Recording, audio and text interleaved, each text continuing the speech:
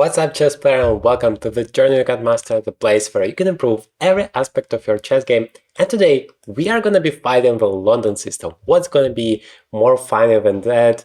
I'm gonna try to show you how you can beat it as black, and hopefully it's gonna be very enjoyable as well as instructive for you. Okay, so my idea was to play e5 as early as possible to push this bishop away, but unfortunately our opponent plays knight f3, stopping the idea of e5, so we are gonna play g6 and place our bishop on g7, helping us to make this idea possible, because e5 is the best thing we can do to fight the London here. In terms of this d6 plan, of course, there are a lot of different plans how to fight the London, but I really like this structure because it is very powerful. It gives a lot of opportunities. I can place my second bishop on b7, where it's going to be very powerful. And you probably know my personal attitude towards London. I hate it. I really hate it. I hate to play it. I hate to play against it because it's such a boring opening. There is so many other things that you can do in chess, and it's really makes you enjoy the game. This London, that's crazy. But okay, at least my opponent is very aggressive. So maybe I should shut up about my hate towards London and try to enjoy the game. Maybe he wants to sacrifice an exchange there. If I play h5, I take and he takes. I take, and yeah, I'm not even sure what is the continuation. Maybe knight g5 or something. Or maybe h5, knight h5, g4 is the idea, just to open up the h file, but I'm not sure. I can just play h5 or h6 and stop it altogether, but I don't even get the idea that white has here. But okay, h6 is actually a useful move also to cover the g5 square in case of some pieces are gonna go here, and if h5, I have g5, so I don't see any reason not to do it. And my plan, as I said, is to play b6 and bishop b7. Then I'm going to be able to play knight e4. I'm not sure what is a particular reason why I played knight c3 before going c4. I actually normally recommend the other way around, because this way white is quite passive here and then don't like this setup, but I guess they call it the Japava London. But against d6, I don't feel that's a good approach, because the bishop is still stuck here. That is why I really like to play d6 against London. And there are no knight b5 ideas like there might be against d5. So let's see what our opponent's plan is. Of course, I can just play rook e8 and play e5, but I really want to prepare it very good. I really want to finish my development. It's always the most important thing in the opening.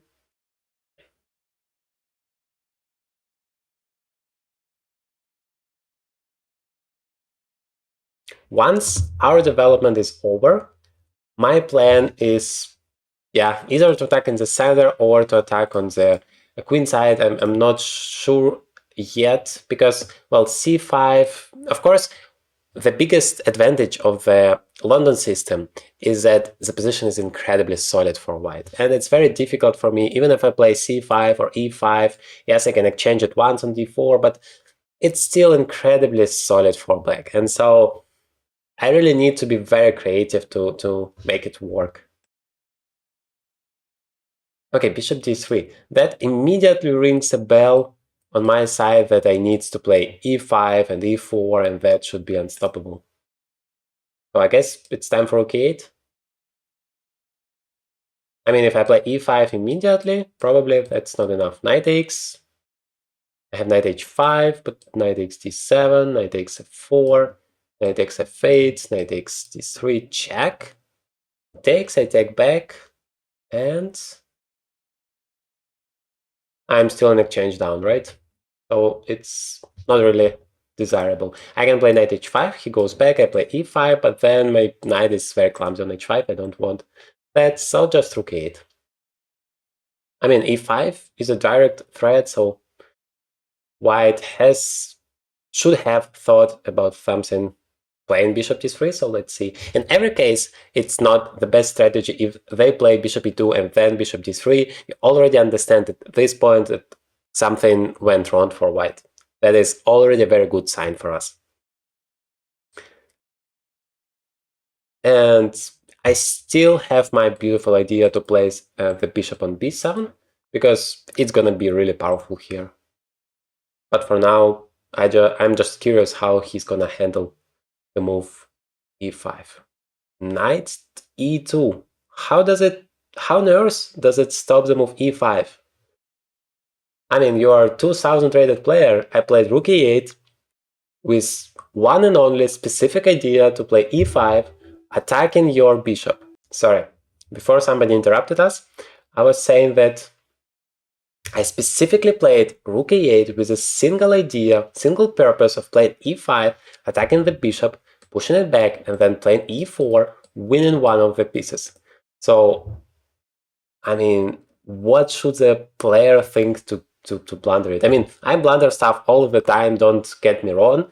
I'm also a human, but I mean, you must think about your opponent's opportunity. That is the first thing you are obliged to do. Once your opponent is making a move, try to think what he wants to do. And I mean, what else might a person want to do if he plays rook to e8?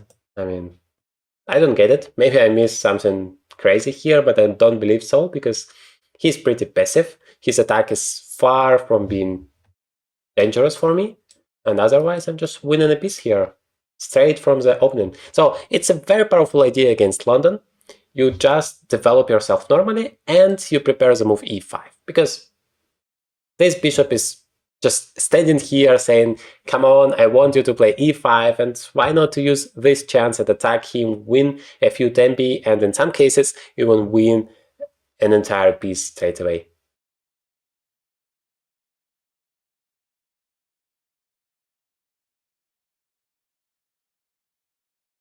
Yeah, so I'm not sure. I'm not sure what was the plan. I'm not sure what is the plan. Okay, now our opponent is sacrificing the piece. I'm more than happy to take it. And let me show you how you can convert your material advantage if, well, you're lucky to have it. So the first thing we need to do is to, guess what? Finish our development. Because if we have some extra material, it only matters if we have all of those pieces developed. Because let's say we have an extra rook. For the time being, when it stands on a8, it doesn't give us any advantage. It only makes sense if we really place it in the center, we develop it, we make use of it, that it really matters that we have some extra piece. So, at the same time, we of course should handle our opponent's counterplay, but in this case, I don't really see any counterplay. That is why I'm not really worried about that, but always watch out for your opponent's counterplay. Even if you have an extra queen, it still might be the case that you blunder some checkmate in a few moves.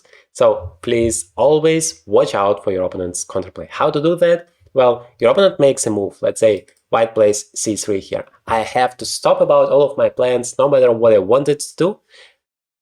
Forget about it for a second, or yeah, okay, he plays rook g1. I wanted to play queen b6 or queen f5 check or knight c5, whatever I wanted. Just forget it for a second and think, okay, he played rook g1. What he wants to achieve, is it dangerous for me? Maybe I have an easy way to stop it if I really think about it. For example, here I can just play knight g4, which is gonna shut the entire idea. Well, first of all, I have to understand what the idea is. And the only idea I can think about is to play g4 and g5 and pretend you have an attack here. But I can just stop it altogether with knight g4, which, very important here, is actually a useful move for me. So if it seems like it's important to stop your opponent's counterplay, but the move is not good for you, like you literally don't need to move it. For example, to stop my opponent's counterplay here with the move g5, I might think I have to play knight h7, but knight h7 is a move back. It's a very passive move, and I should never try to make it unless it's absolutely the only chance for me to survive in the game. As long as it's not the case, I never go back, and I recommend the same thing for you. So I actually don't need the move knight g4, because I don't think g4 is that dangerous for me, but on the other hand, why not? I'm attacking the bishop. I'm completely fine with exchanging it, because remember, if you have some extra material, the best thing you can do is exchange the pieces. Think of it as players on a football pitch. If you have 11 players against 10, yes, you have an advantage, but, well, your opponent still can handle it. But if you have just 2 players against 1, there is no chance in hell he's gonna stop you. So once I exchange everything on the board, I'm gonna just have an extra knight against nothing, and that's gonna be the best case scenario. And also, besides just exchanging the bishop, I'm threatening to play e4. That is gonna attack the knight, which protects the bishop, and then I'm gonna just win the bishop for free. That is even better than exchanging. So, and also e4 is good for me in general, because not only I create a threat, I open up this bishop, which is very nice. Also notice that with the move knight g4, not only I stopped my opponent's counterplay, but I also protected this pawn on e5 multiple times now, so I never worried that it can become a problem. So, for example, that gives me a chance to play knight c5, or develop my queen somehow, because I need that to bring all of my pieces into the game. And as you remember, it's always my golden golden rule, and I hope you're gonna learn one thing from this video: to always focus on your development, and not just like, okay, a general rule, development is important, I'm gonna try to use it one day. No, just focus on it like it's the most important thing in your life, in every single one of your games. And believe me, you're gonna skyrocket your rating immediately once you do it. Another thing to focus like you mean it is to think about your opponent's moves. Like, he makes a move, try to understand what is the purpose of his move. Forget about all of your ideas, think about what your opponent wants to achieve. That's gonna help you tremendously. And the third thing, if I may, once you make your move, like I want to play knight g4, just check whether this knight can somehow be taken. I mean, it takes just 1 or 2 seconds of your time, but it's gonna save you from 99% cases of blunders, and that's gonna, in turn, get you so many rating points, so many points for your game, so absolutely worth it. Okay, White realized that e4 was a huge threat, so they played bishop g3. Now the rook is absolutely clumsy on g1, absolutely useless, and he cannot castle anymore, so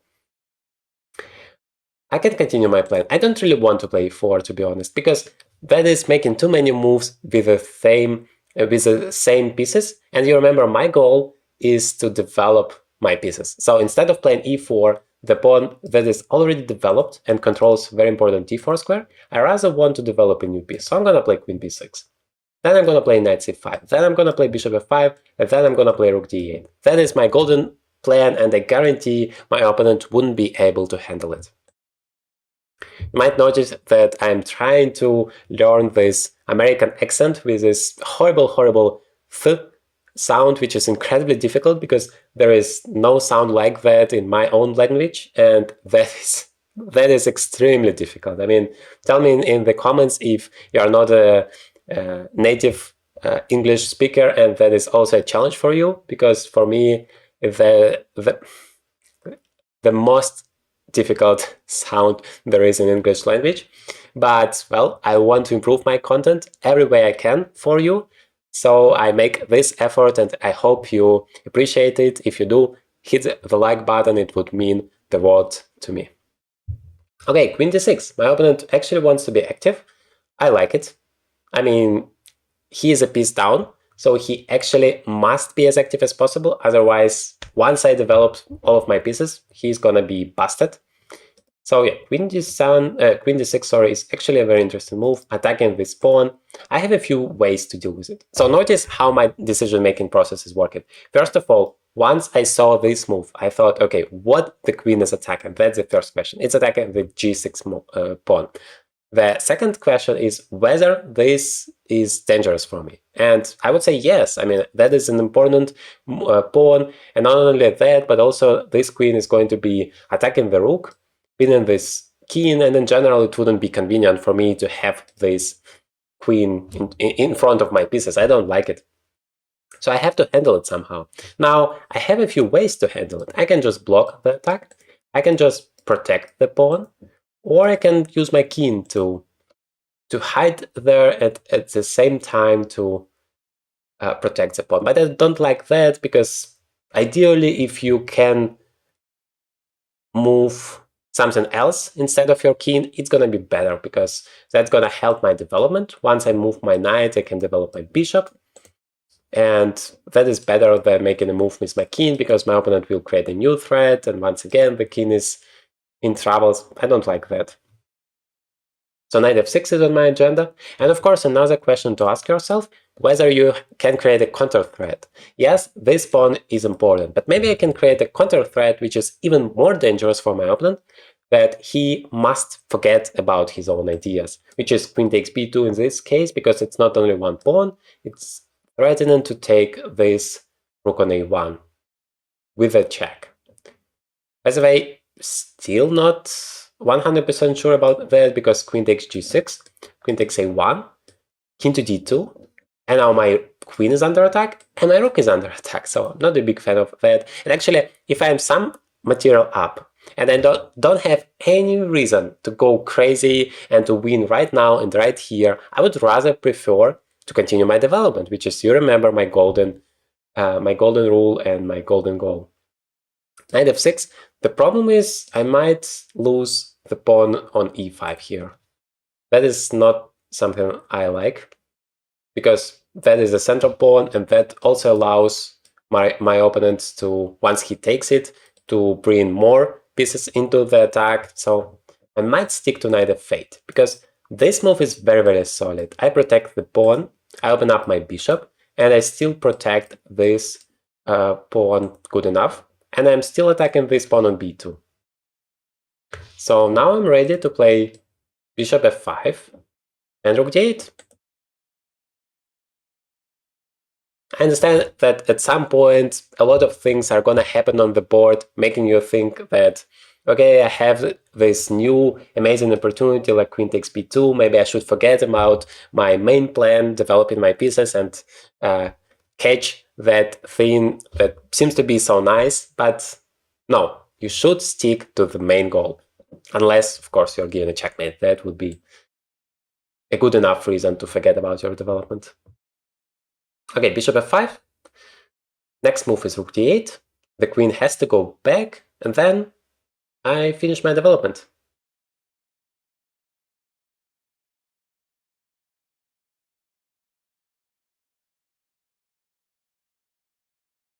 By the way, another way for me to defend the pawn was to play c5, but I never want to make the moves like that. This c6 pawn is incredibly important. d5 square is like the most important one in all types of these positions.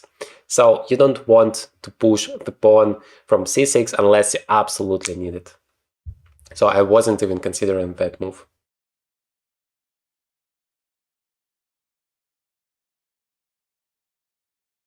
Yeah, and this pawn on e5 is like pain in the ass for my opponent because this knight has no moves to go, this bishop is stuck staring at this pawn, and this knight also can go anywhere. So I really need to secure this pawn.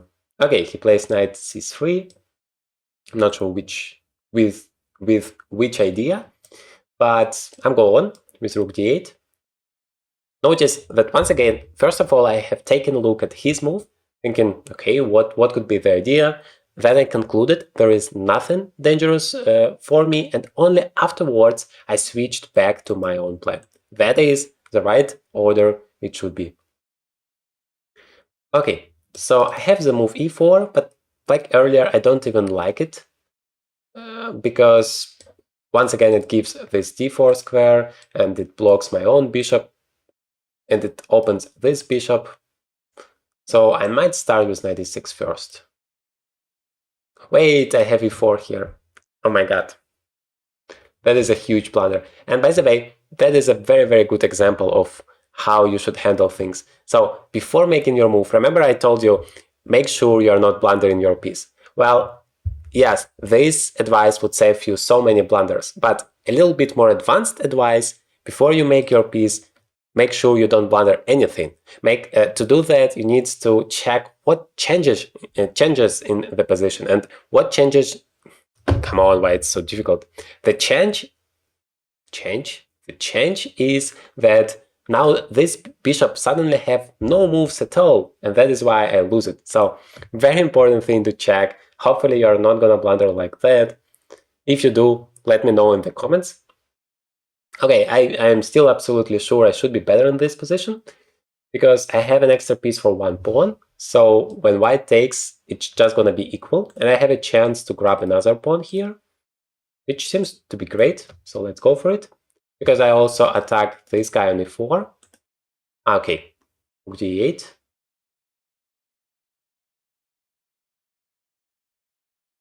I